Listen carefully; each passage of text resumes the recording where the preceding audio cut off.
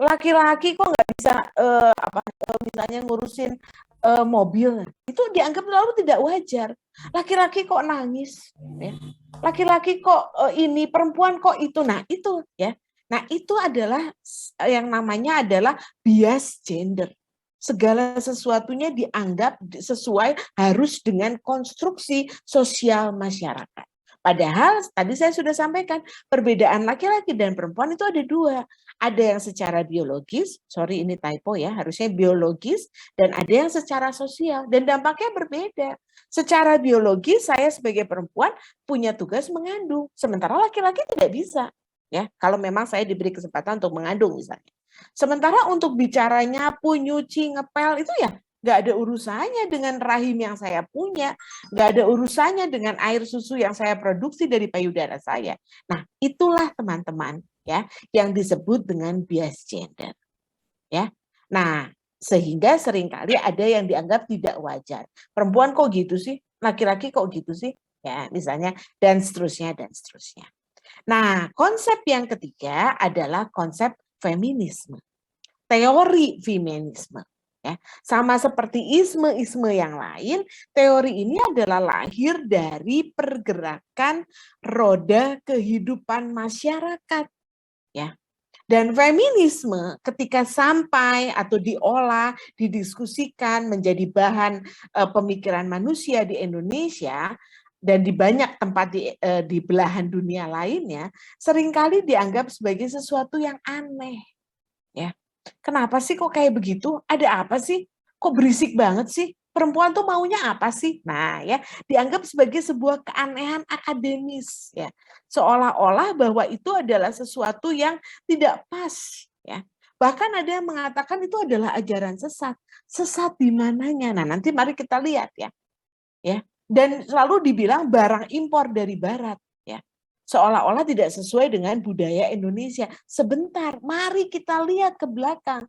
Bagaimana dengan Cut Nyadin, bagaimana dengan Kartini, bagaimana dengan Dewi Sartika, bagaimana dengan banyak sekali orang-orang di Indonesia yang pada tahun 1928 di tanggal 22 Desember yang sekarang jadi Hari Ibu itu sudah berkongres dan menyatakan bahwa tidak boleh ada ketidaksetaraan antara laki-laki dan perempuan. Ya. Nah, keanehannya di mana? Barang impor dari barat yang mana? Sesat dari mana? Tidakkah ketika perempuan dan laki-laki diberikan kesetaraan, maka mereka bisa menjadi berkembang. Saya nggak bisa masak, tapi saya bisa cuci mobil. Ya sudah, saya cuci mobil. It's okay kan, nggak masalah. Yang penting kerjaan beres. Saya nggak bisa apa misalnya, saya nggak bisa ngepel, tapi saya bisa nyapu. Ya udah nggak ada masalah gitu ya. Itu hal-hal yang gampang. Jadi feminisme adalah bukan sesuatu yang aneh, bukan sesuatu yang sifatnya hanya barat, dan bukan sesuatu yang sifatnya sesat. Ya. Karena feminisme, ini ya menariknya feminisme, kenapa saya belajar, saya mendalami feminisme, karena feminisme itu bisa berhasil menggabungkan kelima aspek ini teman-teman sekalian.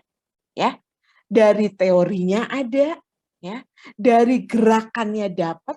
Kenapa makanya saya tetap bergerak sekarang bersama dengan teman-teman di komunitas di Bandung, bersama dengan gereja Katolik, karena saya kebetulan adalah penganut agama Katolik, saya tetap bergerak bersama dengan mereka. Karena apa? Karena feminisme juga berlandaskan kepada gerakan. Teori tanpa gerakan menjadi kosong, tidak punya arti.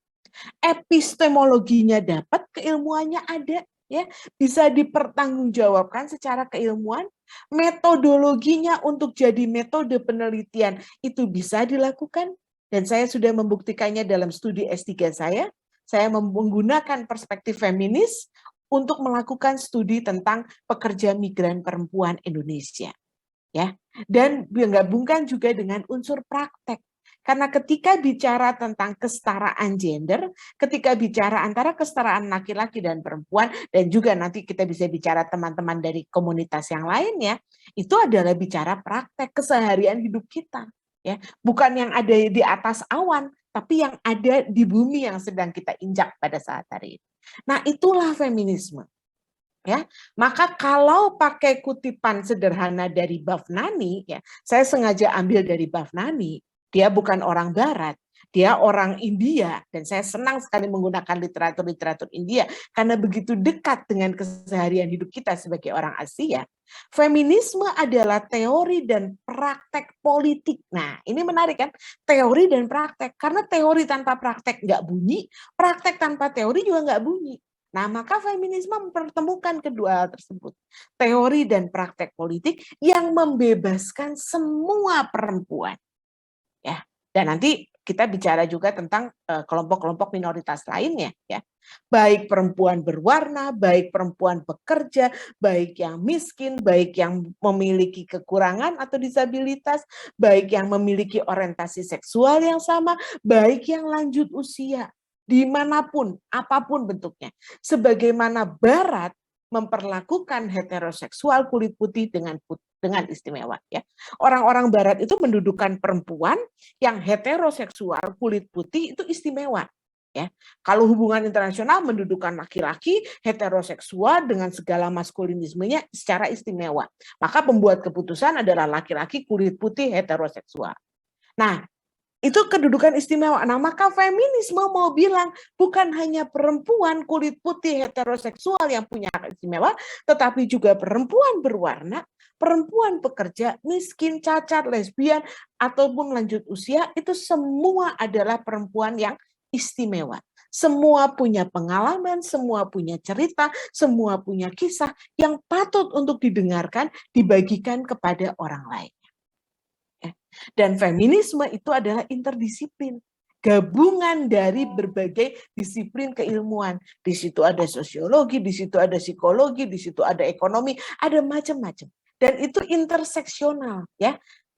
Interseksional kehidupan kita dan interlocking, saling mengunci satu sama lain.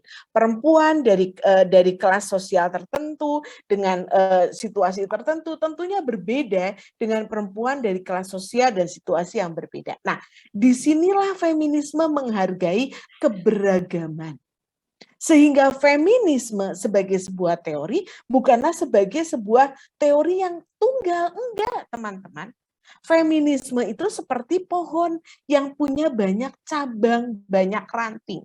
Ya, kalau nanti teman-teman tertarik, silakan nanti bisa kita berdiskusi lebih lanjut atau bisa ikut kuliah gender dalam hubungan internasional di kelas saya. Ya, saya terbuka untuk teman-teman boleh sit in ataupun hadir. Ya, tetapi sebagai gambaran pertama, feminisme itu adalah menjalani proses gelombang besar, mulai dari tahun 1800-an ya di benua Amerika dan juga Eropa, di mana mereka menuntut untuk supaya mereka punya hak bersuara. Maka gerakan yang pertama adalah liberal, radikal, dan sosialis, ya, hak bersuara, hak atas tubuh mereka, hak atas uang mereka, ya, hak atas kehidupan yang lebih baik. Nah, bergeser ke tahun 70-an, lalu mulailah lahir feminisme yang highlight perbedaan dan persamaan. Karena perempuan di Asia beda dengan perempuan di Afrika, beda dengan perempuan di Amerika, beda dengan perempuan di Eropa. Disitulah lahir feminisme yang baru, ya, yang menghargai perbedaan-perbedaan dan juga persamaan-persamaan. Ada yang psikoanalisis, ada yang perempuan kulit berwarna dan segala macam. Dan masuk ke gelombang yang ketiga, lahirlah alternatif, kritik-kritik, ya, terutama ekofeminisme, ya, yang melihat bagaimana bumi, ketika bumi ekologi dilukai, maka yang paling terluka adalah perempuan dan anak-anak terutama. Karena yang punya tanggung jawab menghasilkan hasil bumi ke atas meja untuk dinikmati oleh keluarga dan bisa dijadikan sebagai fasilitas kehidupan adalah perempuan. Maka kalau nggak ada air, kalau nggak ada makanan, kalau buminya rusak, kalau polusi dan segala macam, siapa yang paling menderita? Perempuan dan juga anak-anak. Perempuan yang mana? Perempuan yang miskin, perempuan yang berwarna, perempuan lanjut usia, perempuan dengan disabilitas, dan segala macam. Dan sekarang kita sedang mau menuju ke gelombang yang keempat. Maka feminisme bukanlah aliran yang tunggal. Ya. Feminisme adalah sebuah perspektif, sebuah teori yang bisa dipakai untuk menganalisa berbagai jenis situasi, termasuk proses migrasi. Ya. Nah, makanya saya mulai dengan bagaimana sih menganalisa proses migrasi. Migrasi ya seperti yang teman-teman lihat di peta yang ada di depan ini ya dan seterusnya adalah menggambarkan bagaimana perpindahan manusia dari satu tempat ke tempat lainnya melintasi batas ya baik itu batas internasional ataupun batas internal itu menjadi sangat rumit, sangat complicated. Dan bicara perpindahan manusia berarti juga bicara tentang perpindahan hal-hal yang lain ya, tidak bisa hanya dilihat secara sederhana. Kalau kita mau menggunakan teori atau kerangka berpikir gender ataupun feminisme, maka migrasi itu mempengaruhi laki-laki dan perempuan berbeda. Yang melakukan migrasi siapa? Dua-duanya, laki-laki dan perempuan. Tetapi pengaruhnya berbeda. Kenapa? Karena keputusan, proses, dan juga konsekuensi perempuan dan laki-laki ketika mereka melakukan proses migrasi itu berbeda. Ya, laki-laki yang buat keputusan untuk migrasi siapa? Dirinya sendiri. Prosesnya bagaimana? Mandiri. Mereka tinggal pergi, konsekuensinya ditanggung oleh sendiri. Tetapi ketika perempuan mau pergi, keputusannya adalah keputusan dari seluruh orang yang ada di sekitar hidup dia. Ya, apakah suami, apakah anak, apakah orang tua. Dan prosesnya menjadi berbeda ketika perempuan yang pergi. Ya, ada resiko-resiko, ada konsekuensi-konsekuensi yang berbeda ketika perempuan yang harus menjalani proses migrasi. Nah, disinilah kita bisa pakai kerangka berpikir atau perspektif feminisme. Karena bicara migrasi, dengan menggunakan perspektif feminisme ataupun gender, maka kita bicara tentang bagaimana keberagaman isu yang berkaitan dengan negara bangsa, berkaitan dengan kewarganegaraan, ya, nggak boleh bawa anggota keluarganya, padahal dia punya tanggung jawab sedang menyusui, sedang membesarkan anaknya, dan seterusnya, dan seterusnya, dan seterusnya. Bicara tentang kedaulatan, bicara tentang keamanan, bukan hanya keamanan dirinya, tetapi juga keamanan organ reproduksi seksualnya. Karena kalau migrasi yang dilakukan oleh perempuan, maka konsekuensinya yang biasanya adalah organ reproduksinya yang diserang. Ya. Dan bicara juga tentang konvensi-konvensi yang berbeda, bagaimana perlindungan perempuan dan laki-laki dalam proses migrasi itu menjadi berbeda-beda. Nah, kita juga bisa melihat teman-teman, bahwa jalur yang dipilih oleh laki-laki dan perempuan itu juga berbeda. Ya, perempuan memilih jalur yang seperti apa, ya. Laki-laki memilih jalur yang seperti apa, itu punya pertimbangan yang berbeda. Perempuan akan lebih cenderung di dalam kelompok karena mereka merasa aman. Di situ ada inklusivitas. Sementara laki-laki dikonstruksikan dari awal menjadi manusia yang mandiri, maka mereka biasa sendiri aja, nggak ada masalah. Faktor pendorongnya juga berbeda, ya. Perempuan biasanya pergi itu karena apa? Karena anak-anaknya, ya. Karena mau menyelamatkan rumah tangganya. Sementara laki-laki lebih untuk karir. Saya nggak bilang baik atau buruk, enggak ya. Saya cuma bilang berbeda. Faktor penariknya juga berbeda. Ketika mereka bermigrasi, perempuan akan masuk ke sektor domestik yang cenderung gajinya, penghasilannya lebih rendah dan kurang dihargai, sementara laki-laki akan masuk ke sektor yang lebih formal, sektor yang lebih dihargai, dan seterusnya, dan seterusnya. Ya.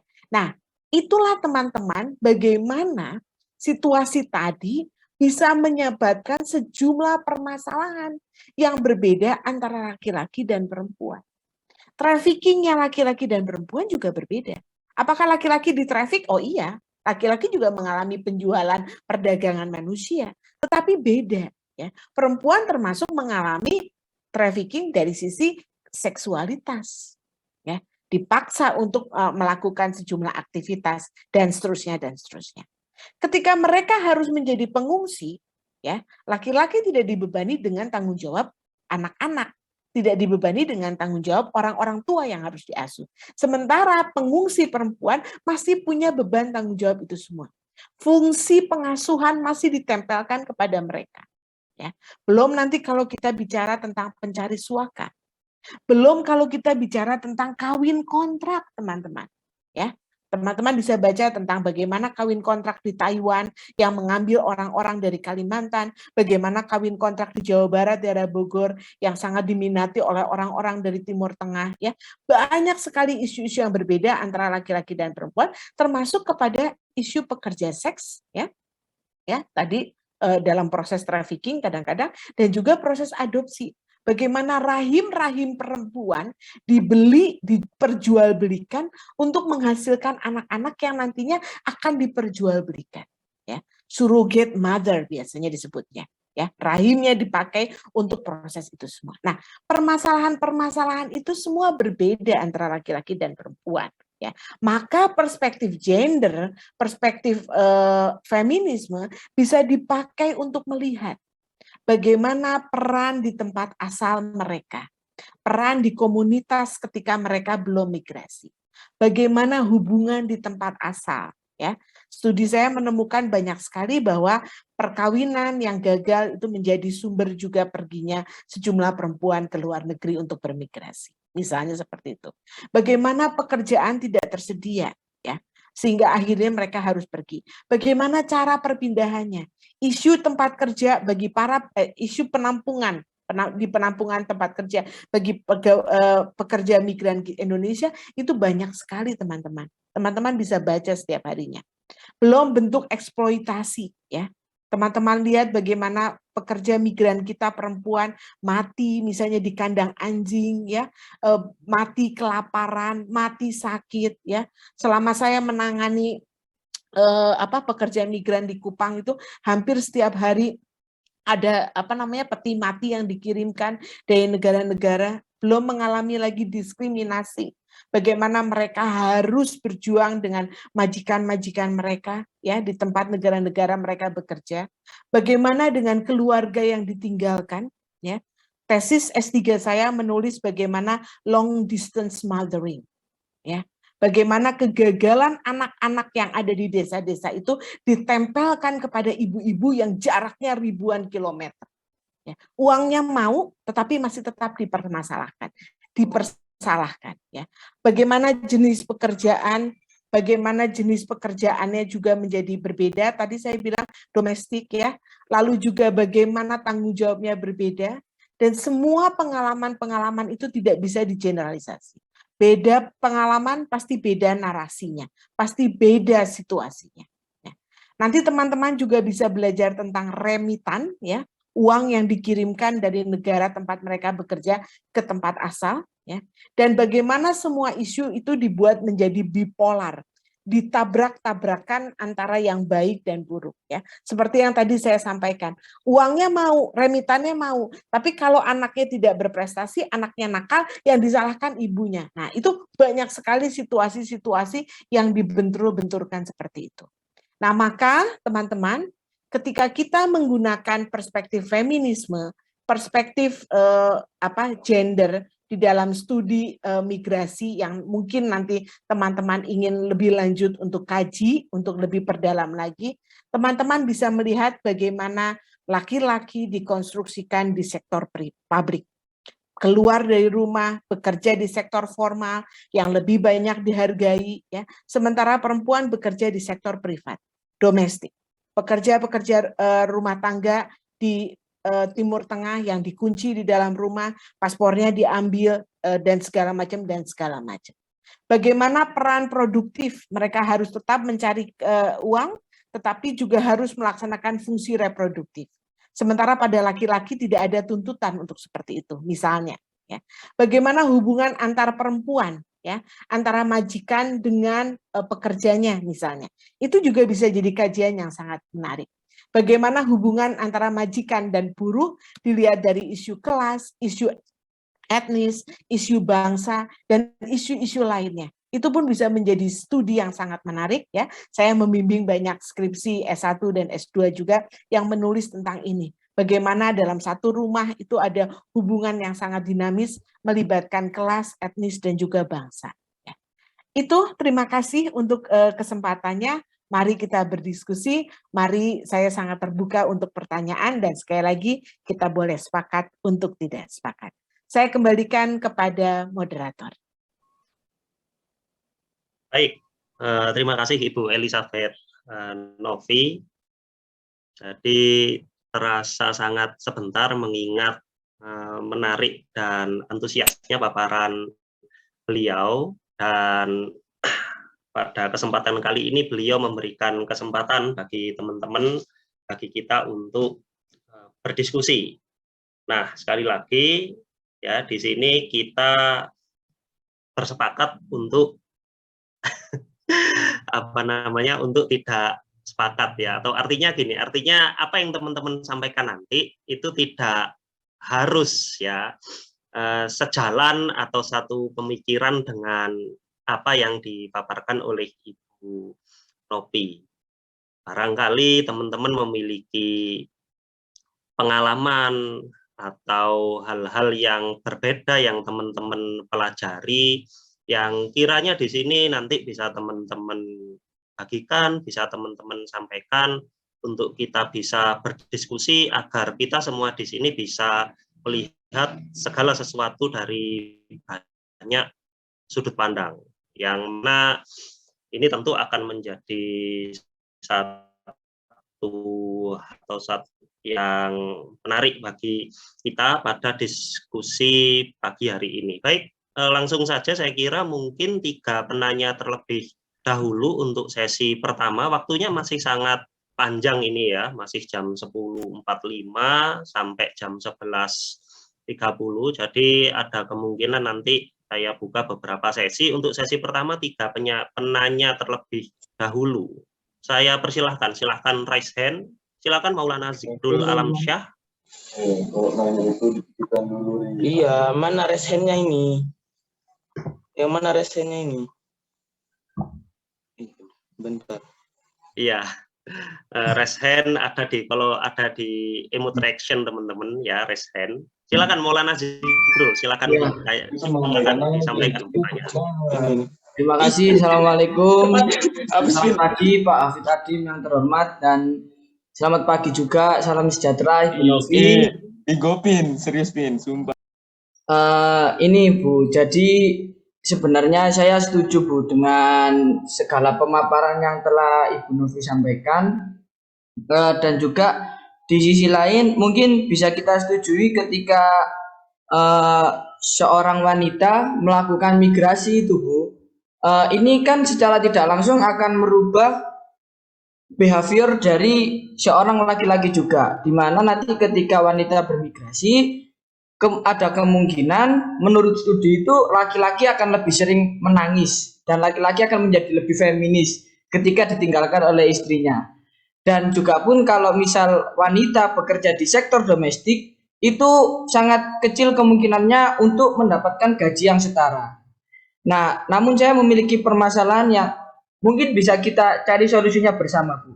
Jadi setelah Ibu memaparkan tadi, dan kita sebagai kaum muda proyeksi perpolitikan masa depan, dan bila mana kita setuju ini Bu, kira-kira apa solusi yang bisa kita lakukan? Bagaimana kita bersinergi ketika kita sudah melihat, oh ternyata di sini permasalahannya, oh ternyata ini yang perlu kita perbaiki. Nah, kira-kira bagaimana agar tidak ada dua golongan dalam penciptaan bangsa ini? Tidak ada kaum feminis dan kaum maskulin yang radikal, namun bagaimana cara kita bersinergi? Apa-apa saja cara yang mungkin bisa kita lakukan? Siapa tahu mungkin besok kita akan menjadi orang yang besar, dan mungkin suatu saat nanti saran dari Ibu Novi ini bisa kita realisasikan untuk membangun Indonesia ini.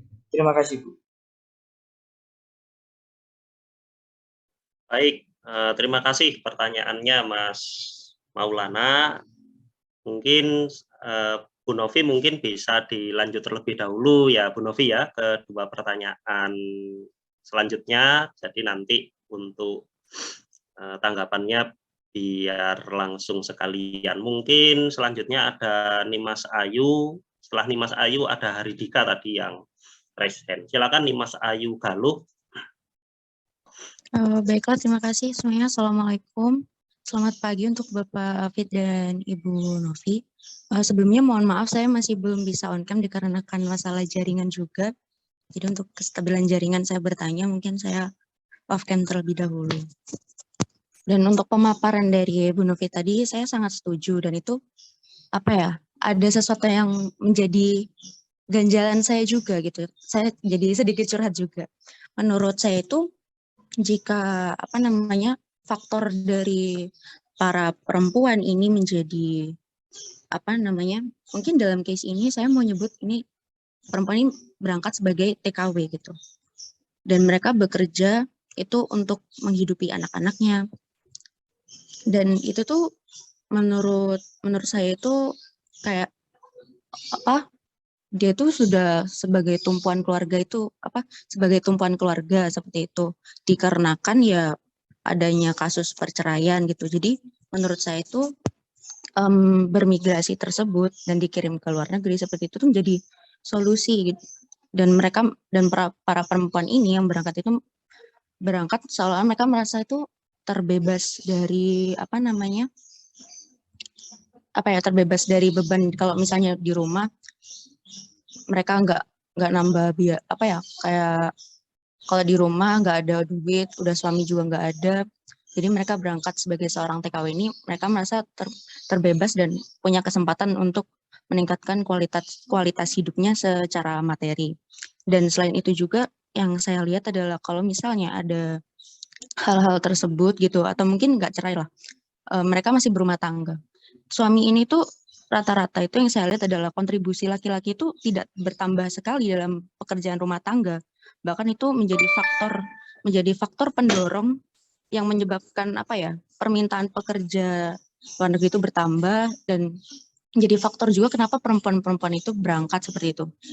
Jadi yang ingin mungkin saya diskusikan dan saya tanyakan itu, yang yang sebaiknya dilakukan kita itu apa gitu, untuk pertama kalau misalnya mengurangi tingkat perceraian mungkin cukup sulit ya, tapi saya melihat kalau misalnya mereka dikirim sebagai kayak gitu terus, itu saya juga kasihan juga gitu. Dan apalagi perlakuan para apa ya, yang majikan mereka lah di sana gitu, sangat-sangat tidak adil menurut saya.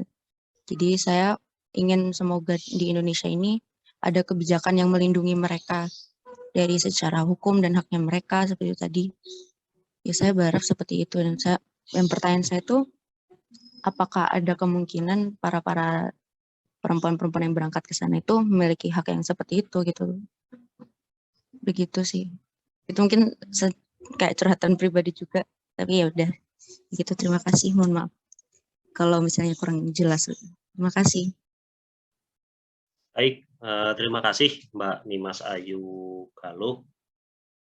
Ya, pertanyaan yang saya kira cukup menarik ya, karena bagaimanapun juga perspektif feminisme atau riset yang menggunakan perspektif feminisme ini beberapa di antaranya berangkat dari pengalaman yang dihadapi oleh perempuan, terutama dalam menyikapi ketertindasan. Baik, mungkin nanti Bu Novi yang lebih memiliki kapasitas untuk merespon pertanyaan dari Nimas Ayu Galuh. Selanjutnya Hari Dika, saya persilahkan. Silakan Mbak atau Mas ini, Mbak Hari Dika. Baik, terima kasih atas waktunya. Mohon Mas, maaf, ya, silakan. nggak nyalain kamera. Baik Bu, Bismillahirrahmanirrahim. Tadi Ibu sampaikan bahwa apabila terjadinya kerusakan lingkungan, maka yang cenderung berdampak adalah perempuan. Nah, jadi saya pikir baik laki-laki perempuan akan merasakan dampak yang sama, Ibu. Begitu, Ibu. Terima kasih. Baik, terima kasih. Mungkin ini lebih kepada penyampaian argumen ya, nanti bisa ditanggapi juga oleh Ibu Novi. Ada 3 pertanyaan di sini Ibu Novi. Pertama dari Mas Maulana, yang dari apa yang saya pahami, dari apa yang saya catat dari apa yang ditanyakan oleh Mas Maulana, yang bersangkutan menanyakan bagaimana kita bisa bersinergi agar kedepannya tidak ada golongan feminis atau maskulin radikal. Itu yang saya tangkap. Kemudian dari Nimas, nah dari Nimas ini ya kurang lebih bercerita ya, Nimas mungkin bercerita mengenai apa yang mungkin dia, keluarga, saudara atau tetangganya alami yang berkenaan dengan fenomena banyaknya perempuan yang harus bekerja abroad atau keluar negeri, yang itu mayoritas disebabkan oleh ketiadaan kontribusi dari laki-laki ya atau sang suami ini dalam berumah tangga. Nah, yang sayangnya perempuan-perempuan yang bekerja ke luar negeri itu rentan sekali terkena resiko penindasan. Nah, lantas apa yang kemudian harus dilakukan untuk mengatasi hal tersebut? Kurang lebih itu pertanyaan dari Nimas, dan sementara dari hari tadi lebih menyampaikan argumen bahwa dampak yang dialami oleh kerusakan lingkungan tidak hanya didapatkan oleh perempuan semata, tetapi juga oleh perempuan dan laki-laki. Kurang lebih seperti itu ya, 2 pertanyaan dan 1 tanggapan. Saya persilahkan kepada Ibu Novi, monggo. Oke, baik. Terima kasih Pak Hafid. Oke, untuk Maulana yang pertama, terima kasih atas pertanyaannya ya.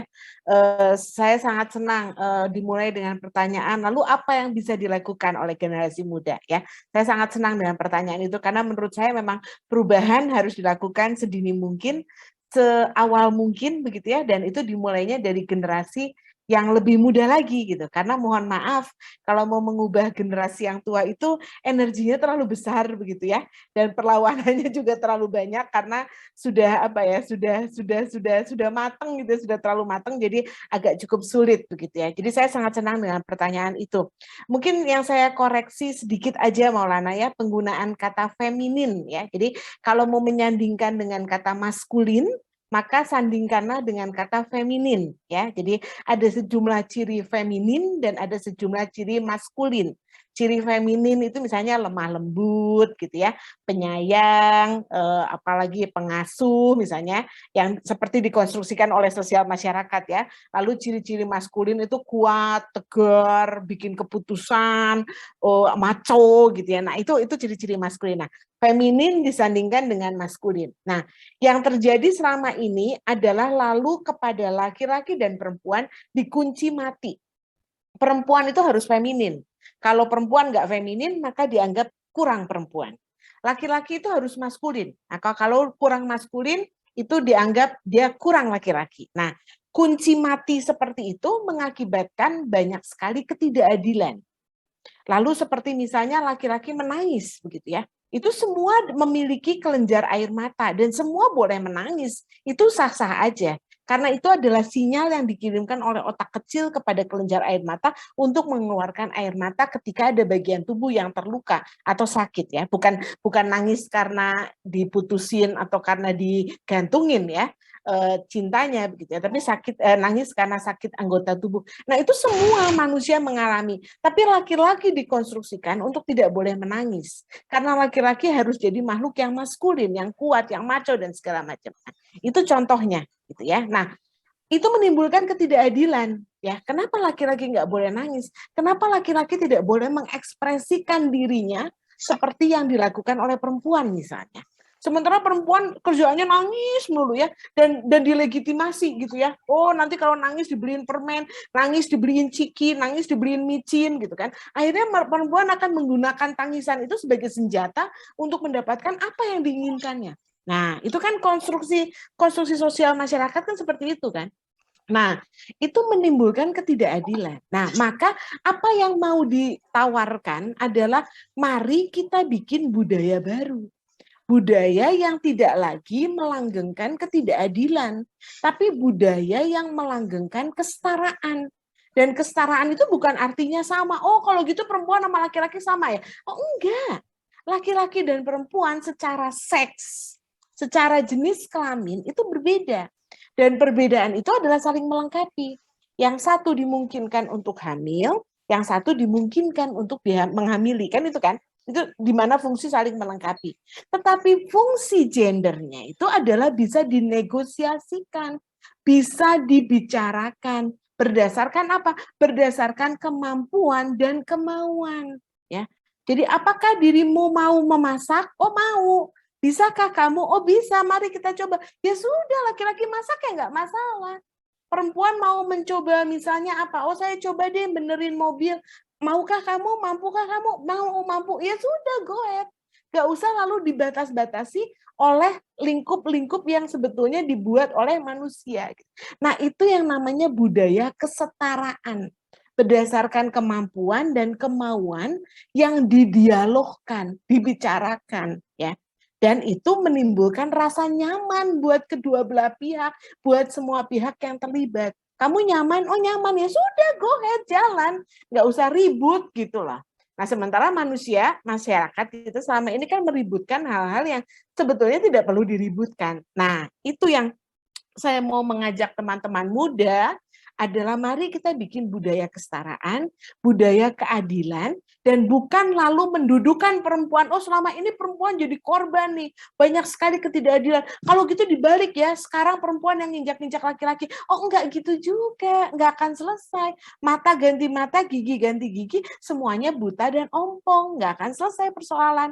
Maka saya mau mengajak mari bergandengan tangan, laki-laki dan perempuan, hand in hand, heart to head, ya, working together, ya, to create a better world, an equal one buat semuanya, buat laki-laki dan buat perempuan, dengan budaya dialog. Jadi bukan budaya pokoknya kamu laki-laki harus begini, pokoknya kamu perempuan harus, enggak, udah enggak bisa budaya pokoknya, tapi budayanya adalah budaya dialog. Ya, itu buat Mas Maulana, mudah-mudahan menjadi jelas. Yang kedua buat Mbak Nimas.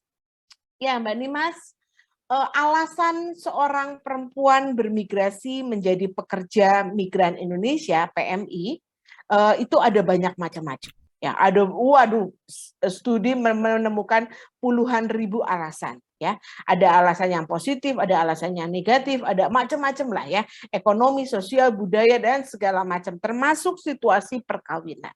Ya, ada banyak pekerja migran Indonesia yang mencoba untuk keluar dari situasi perkawinan yang sudah tidak kondusif bagi dirinya, tetapi tidak bisa diakhiri karena berbagai alasan. Tapi ada juga pekerja migran yang gara-gara pergi ke luar negeri mengakibatkan situasi perkawinan yang tidak mudah ya bagi dirinya dan juga bagi orang-orang yang ditinggalkannya. Ya. Banyak studi fokus kepada pekerja migran perempuan yang pergi. Tetapi sekarang juga sudah semakin banyak studi yang melihat bagaimana left behind husband and left behind children. Karena buat para husband, buat para children, itu juga tidak mudah dengan ditinggalkan. Ya. Karena proses migrasi itu juga mengubah banyak sekali tatanan di dalam masyarakat. Ya. Nah, situasinya memang menjadi kompleks. Ketika tadi saya bicara migrasi itu situasinya sangat kompleks ya. Apakah sudah bekerja banyak sekali NGO banyak yang ngerjain concern tentang ini, teman-teman dari pemerintahan BP2MI dengan Kemenlu dengan segala macam sudah banyak yang concern tentang ini. Tapi sekali lagi ini adalah persoalan bagaimana diplomasi Indonesia. Di beberapa negara pekerja migran kita belum dianggap sebagai karyawan. Maka mereka tidak tercatat sebagai karyawan, mereka tidak punya akses dan segala macam karena kita belum mampu untuk berdiplomasi dengan negara tempat tujuan, ya. Tapi di beberapa negara seperti Taiwan, Hong Kong, Korea dan segala macam itu mereka sudah dianggap sebagai karyawan formal. Maka nggak bisa macam-macam. Urusannya panjang, mau macam-macam. Tapi negara seperti Singapura, ya, seperti Malaysia dan beberapa negara di Timur Tengah, kita belum mampu memasukkan mereka saudara-saudara kita sebangsa dan setanah air itu sebagai pekerja formal. Nah itu perjuangan yang panjang ya. Mulai dari tahun 80-an ini kan migrasi ini terjadi, perjuangan yang panjang masih terus-menerus ya. NGO bergerak, pemerintah bergerak, tokoh-tokoh keagamaan juga bergerak gitu ya. Dan semua terus-terus bergerak gitu. Nah, apa yang bisa dilakukan adalah kalau saya memilih adalah membekali teman-teman yang mau pergi supaya mereka tahu apa yang akan terjadi di sana. Banyak sekali pekerja migran kita tidak punya bayangan apa yang akan terjadi di sana. Maka bekali mereka dengan kemampuan, tahu apa form yang harus diisi, tahu apa hak dan kewajibannya. They know how to speak English, they know how to speak up, they know how to negotiate dan segala macam. Itu menjadi penting. Ya, itu yang harus diperkaya dari pekerja migran kita.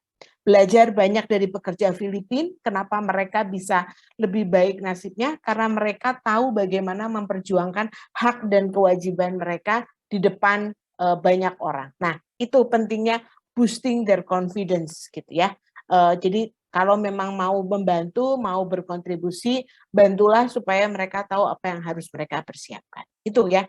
Jadi langkah pencegahan menurut saya jauh lebih efektif daripada langkah penanganan ketika sudah terjadi hal-hal yang tidak diinginkan. Yang terakhir dari Mas Hari, yes, betul Mas Hari, saya sepakat bahwa perusakan lingkungan melukai ibu bumi kita itu punya dampak terhadap laki-laki dan perempuan. Yes, I do agree, 100% agree bahwa dampaknya baik untuk laki ataupun untuk perempuan itu ada ketika ibu bumi kita dilukai. Yang saya mau highlight adalah dampaknya berbeda antara laki-laki dan perempuan. Kenapa? Karena sekali lagi konstruksi di sosial masyarakat kepada perempuan itu ditempelkan fungsi pengasuhan. Maka fungsi pengasuhan itu ditempelkan ada anak-anak, ada lansia, ada kelompok teman-teman yang mengalami disabilitas. Dan mereka akan terkena dampak yang sangat luar biasa ketika lingkungan mereka dilukai. Saya bicara satu aja, air di NTT. Buat teman-teman yang ada di NTT bisa bercerita panjang. Air tidak ada. Air harus didapatkan dengan jalan kaki 10 km. Siapa yang harus jalan? Perempuan. Siapa yang harus memastikan bahwa anak-anaknya mandi, makan, minum, dan segala macam, dan juga orang-orang tua yang tidak bisa bergerak mencari air itu mendapatkan akses terhadap air? Perempuan. Ya, itu contohnya. Jadi saya cuma bilang dampaknya berbeda, tapi semua terkena dampak, ya. Bukan berarti laki-laki tidak terkena dampak, pasti terkena, tetapi dampaknya berbeda sehingga proses untuk dealing with those situation it's totally different between men and women. Itu saja saya kembalikan kepada Pak Hafidz. Baik, terima kasih atas paparan dan tanggapannya Ibu Novi. Ya, saya kira untuk yang pertama, hal yang saya garis bawahi adalah penting bagi kita untuk berdialog guna menciptakan budaya kesetaraan gender. Dan itu saya kira bisa kita terapkan, tidak perlu langsung ke masyarakat, tidak perlu langsung ke negara, tidak perlu langsung menembak atau merujuk pada lingkungan yang lebih besar, tapi kita bisa memulai itu dari diri kita sendiri dan dari lingkungan terdekat kita, khususnya keluarga. Jadi saya kira tidak jadi soal jika kemudian laki-laki dalam kondisi tertentu memasak, kemudian perempuan memasang genteng, itu saya kira bukan suatu hal yang perlu untuk dipermasalahkan. Karena hal yang terpenting di sini adalah bagaimana kita bisa hidup saling mengayomi agar tercipta suatu harmoni. Ya, kurang lebih seperti itu. Dan baik, langsung saja saya lanjut ke sesi kedua, karena di sini dari sesi pertama rupanya ada beberapa teman-teman di sini yang masih ingin atau yang dari tadi ingin berpendapat atau bertanya. Saya persilakan.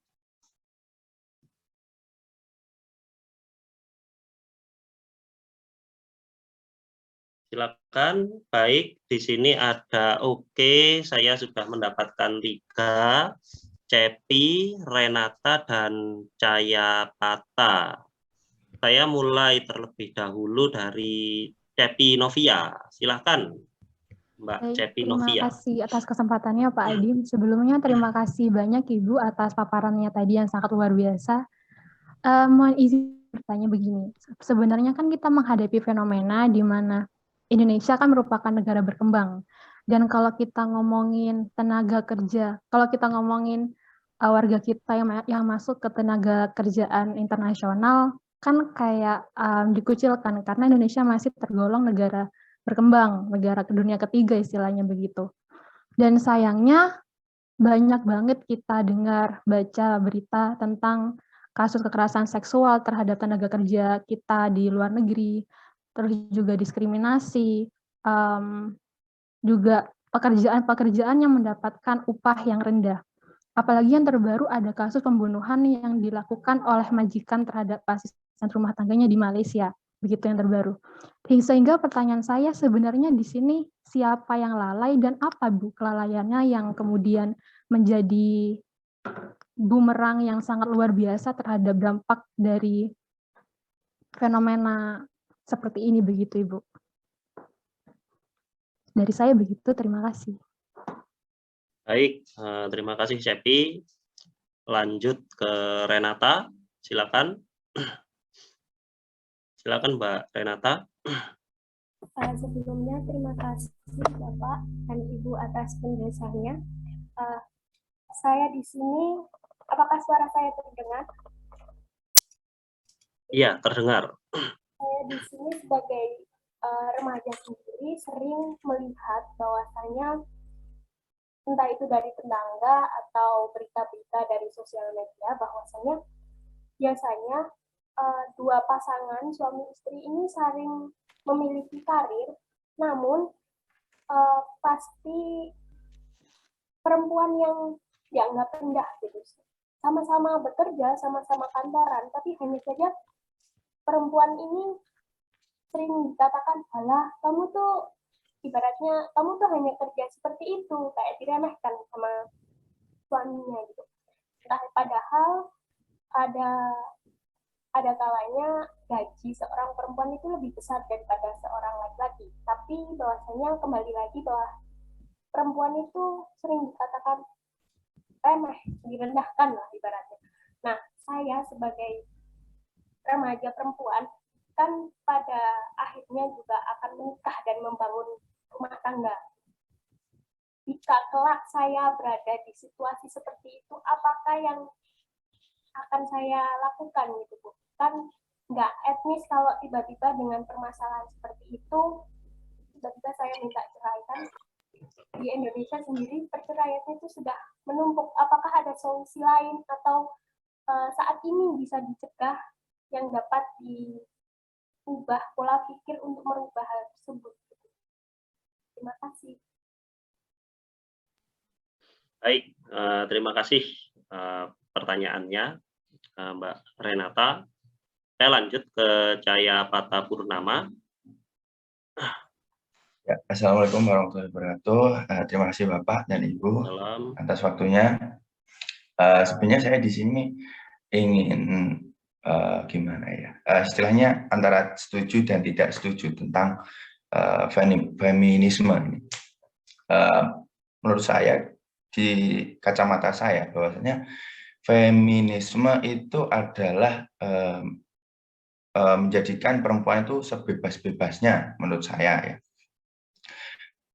Tapi kalau menurut saya feminisme itu jangan dijadikan perempuan itu sebebas-bebasnya seperti Bapak Adim dan Ibu bilang bahwasanya laki-laki memasak dan perempuan memasang genteng.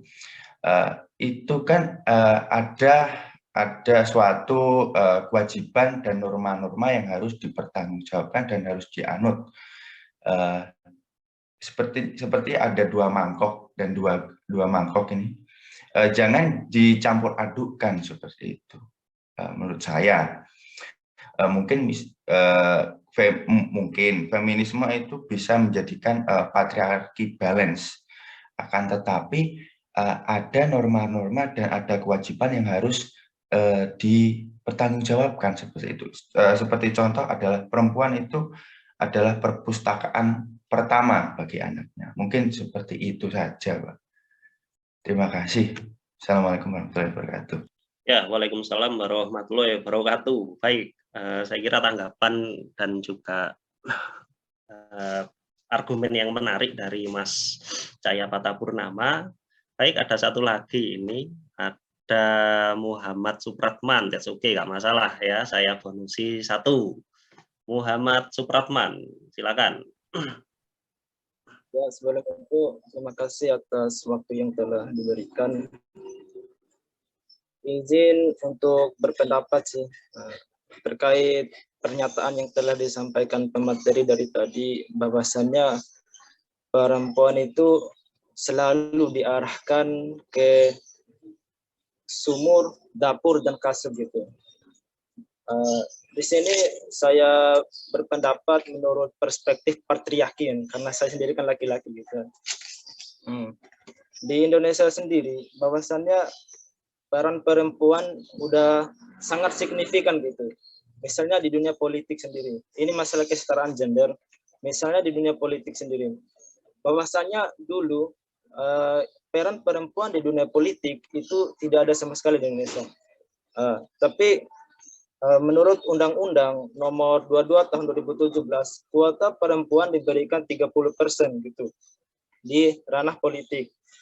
Terkait masalah kasur, dapur, dan sumur, memang saya berpendapat memang itu kuadratnya seorang perempuan gitu. Karena menurut penelitian yang dilakukan oleh Dr. Andres Wilson Setiawan, bahwa perempuan itu lebih cenderung menggunakan otak kanannya, sedangkan laki-laki lebih cenderung menggunakan otak kirinya.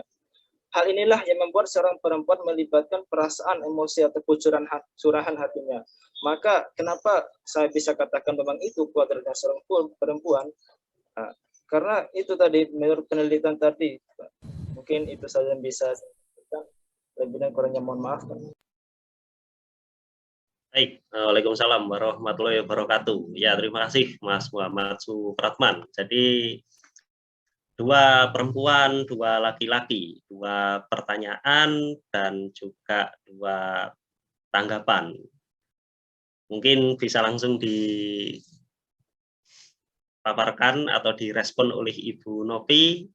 Monggo, saya persilahkan. Terima kasih. Oke, ya baik. Terima kasih Pak Hafid. Oke, baik. Terima kasih atas pertanyaan-pertanyaannya, sangat luar biasa. Saya senang ini ya, Bu Diah selaku dosen pengampu dan juga dosen-dosen yang lainnya luar biasa ini kritis-kritis gitu ya. Saya sangat senang. Tuh Mas Maulana juga kayaknya tadi curhat masih ada yang mengganjal katanya gitu ya. Nanti kalau masih ada kesempatan boleh, kalau enggak nanti kita kontak-kontakan lewat email juga boleh. Baik, yang pertama dari Mbak Cepi ya, soal bagaimana Indonesia lalai sebagai negara berkembang ya. Saya pikir banyak sekali faktor yang membuat kenapa kita lalai ya sebagai negara pengirim, salah satu pengirim pekerja migran ke berbagai negara atau hampir ke seluruh dunia. Ada banyak sekali faktor lalainya. Kita punya sejarah panjang ya. Saya nggak mau mengungkit sampai ke tahun 80-an pada masa Orde Baru bagaimana kelalaiannya, tapi prinsipnya memang pada awalnya pekerja-pekerja migran ini, laki-laki dan perempuan, memang didorong untuk pergi untuk menjadi penggerak roda ekonomi gitu ya. Itu pada awalnya. Nah, karena fokusnya ke sektor ekonomi, lalu ada banyak sektor-sektor lainnya yang lalu menjadi lalai diperhatikan. Salah satunya adalah keamanan dan keselamatan selama mereka berada di negara tujuan, begitu ya. Dan juga persiapan dari proses keberangkatan dan segala macamnya. Satu hal yang mungkin saya, kalau berdasarkan pengalaman saya, karena saya tetap bergerak di bidang migrasi sampai hari ini, satu hal yang bisa ditanamkan mulailah dari diri kita. Ya, karena kalau mengharapkan negara mengubah kelalaian itu menjadi sesuatu perhatian dalam jangka waktu yang panjang, perjuangannya panjang, it will takes time, takes a lot of efforts, ya. Dan kenapa sih nggak kita mulai dari diri kita sendiri, ya? Maka saran saya buat Mbak Cepi dan juga mungkin teman-teman yang ada di ruangan ini, mari teman-teman mulai mengkritisi tentang pekerja migran Indonesia. Apa yang bisa dilakukan, berikanlah rekomendasi, ya. Berikanlah saran, catatlah praktek-praktek baik dari apa yang sudah terjadi selama ini dan apa yang masih perlu untuk diperbaiki, ya. Dan dari diri kita sendiri, tolong jangan merendahkan mereka. Itu menurut saya paling penting, karena semuanya mulai dari pikiran. Ketika kita merendahkan seseorang, maka mau nggak mau apapun yang dilakukan oleh orang itu akan menjadi rendah di mata kita. Ya, maka jangan rendahkan mereka, anggap mereka sebagai warga negara yang sama seperti kita. Jangan hanya gara-gara kita kuliah lalu kita merasa lebih hebat. Jangan gara-gara kita berpendidikan, oh kita lebih hebat. Enggak, perjuangan hidup mereka itu jauh lebih luar biasa. Maka jangan buat mereka menjadi makhluk yang lemah, diremehkan, jangan direndahkan, ya. Perlakukan mereka sebagai manusia, bantu mereka. Ya, jadi kalau ketemu di bandara, kalau ketemu di mana mereka nggak tahu isi form atau nggak tahu bagaimana caranya segala macam karena mungkin mereka nggak ngerti dan segala macam karena faktor bahasa atau apa, jangan lalu disingkirkan. Lalu kita menjauhi, malu-maluin orang Indonesia nggak ngerti, enggak, deketin. Apa yang bisa dibantu Mbak? Apa yang bisa dibantu Mas? Oh iki caranya ngene loh Mas, sing iki disiki loh Mas. Nah, dengan cara begitu kan mereka dianggap sebagai manusia gitu. Ya. Nah itu yang bisa kita lakukan. Kalau kita udah mulai melakukan dari diri kita sendiri, maka kita bisa mendorong orang lain untuk melakukannya. Tapi kalau kita sendiri belum melakukannya, lalu ngedorong orang lain untuk melakukannya kan sama aja kita maling teriak maling gitu kan, nggak ada gunanya lagi gitu ya. Itu yang pertama untuk Mbak Cepi. Jadi selamat Mbak Cepi untuk berproses menggali apa yang bisa dilakukan dan bantulah mereka untuk jadi manusia yang seutuhnya sebagai warga negara. Mereka mendatangkan devisa yang sangat luar biasa untuk Indonesia gitu ya. Jadi jangan main-main dengan kontribusi mereka gitu ya. Itu untuk Mbak Cepi. Untuk Mbak Renata, penghasilan perempuan itu dikonstruksikan sebagai penghasil tambahan, ya. Nah ini yang namanya adalah ketidakadilan subordinasi. Jadi ada yang nomor 1 dan ada yang nomor 2. Penghasilan laki-laki itu nomor 1 sebagai first income earner. Perempuan itu second income earner, penghasil tambahan. Jadi nggak penting, ya. Jangan sampai yang ini lalu menjadi mengalahkan yang nomor 1, ya. Lalu terjadilah persaingan tidak sehat. Banyak sekali teman-teman saya, banyak sekali orang-orang yang saya dampingi itu harus berbohong kepada pasangannya, meskipun mereka penghasilannya lebih gede. Karena untuk apa? Untuk jangan menimbulkan huru-hara, konflik dan segala macam. Nah, maka itu harus diubah, ya.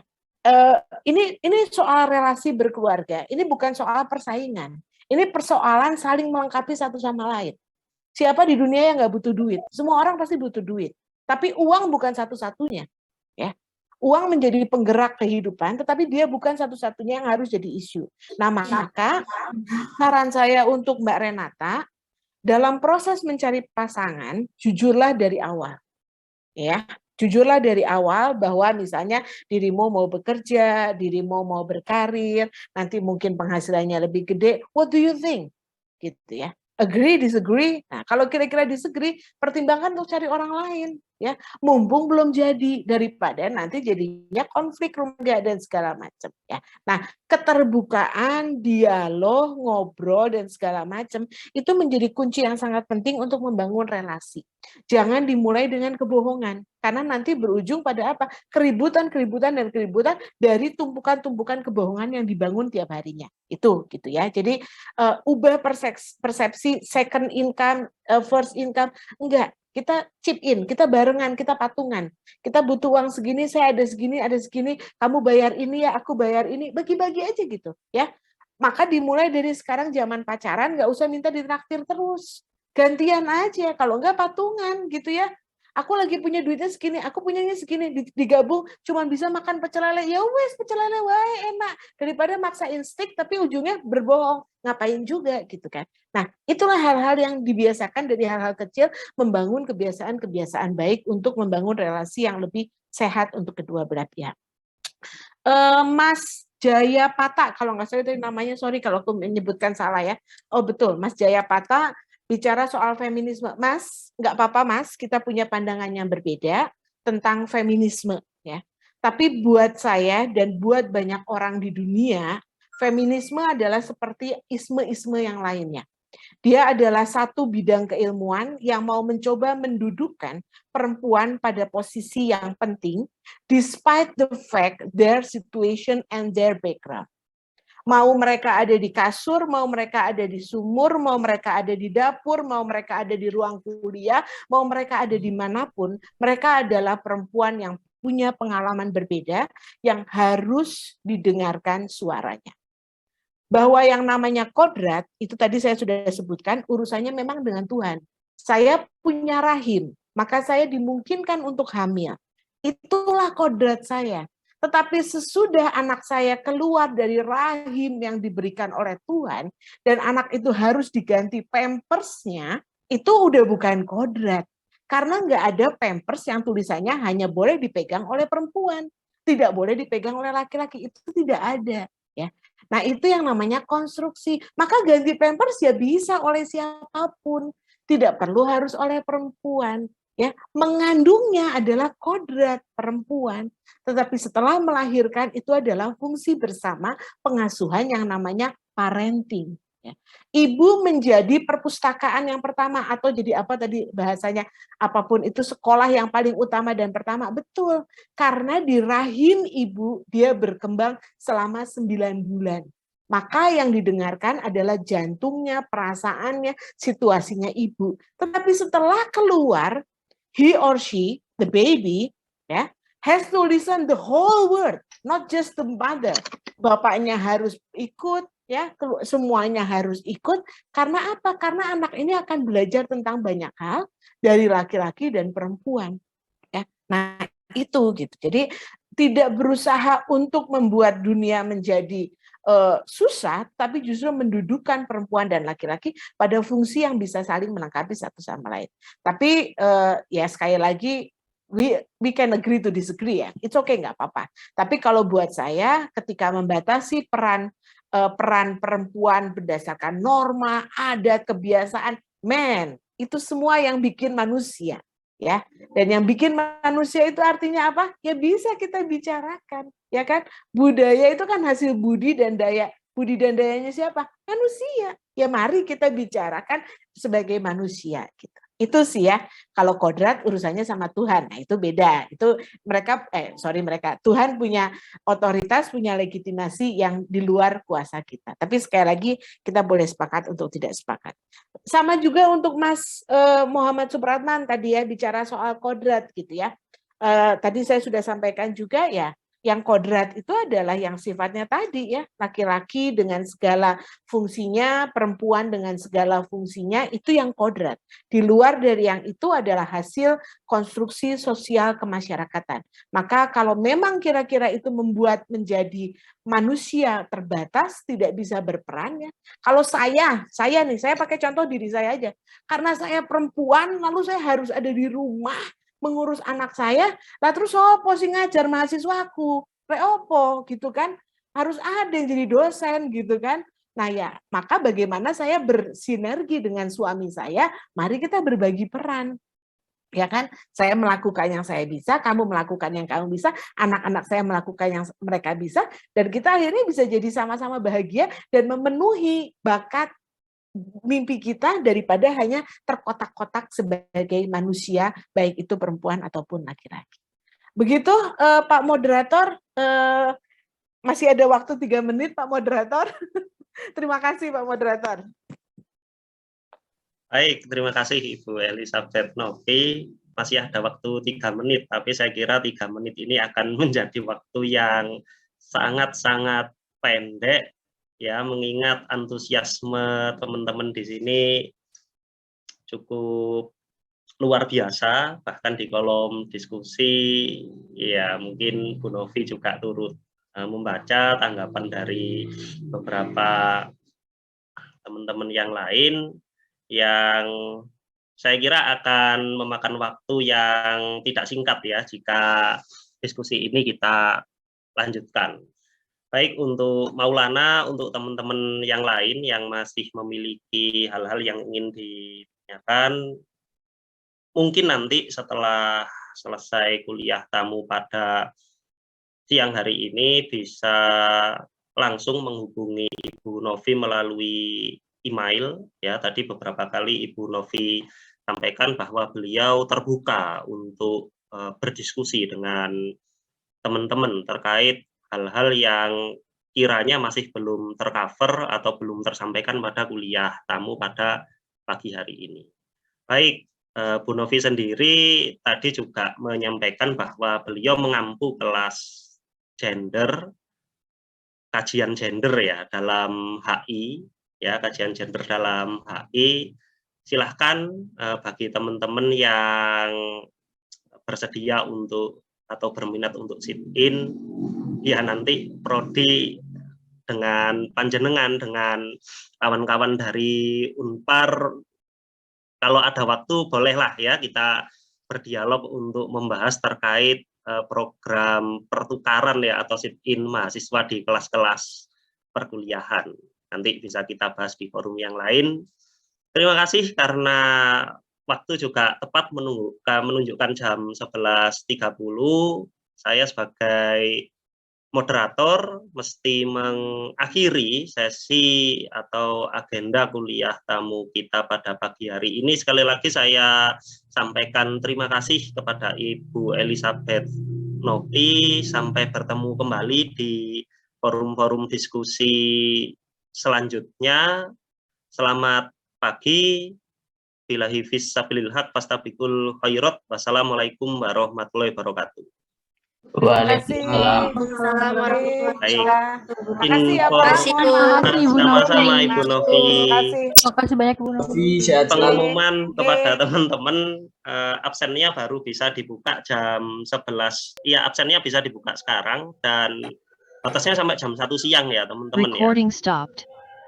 Absennya ya silakan dibuka ya. Itu sudah saya set dari jam 11.30 sampai jam 1. Baik Pak, terima kasih Pak. Ya sudah ya. Terima kasih Bapak. Baik, terima kasih ya. Terima kasih Saya banyak, Pak. izin untuk end Terima kasih, meeting. Pak. Ya, sama-sama. Terima kasih Pak.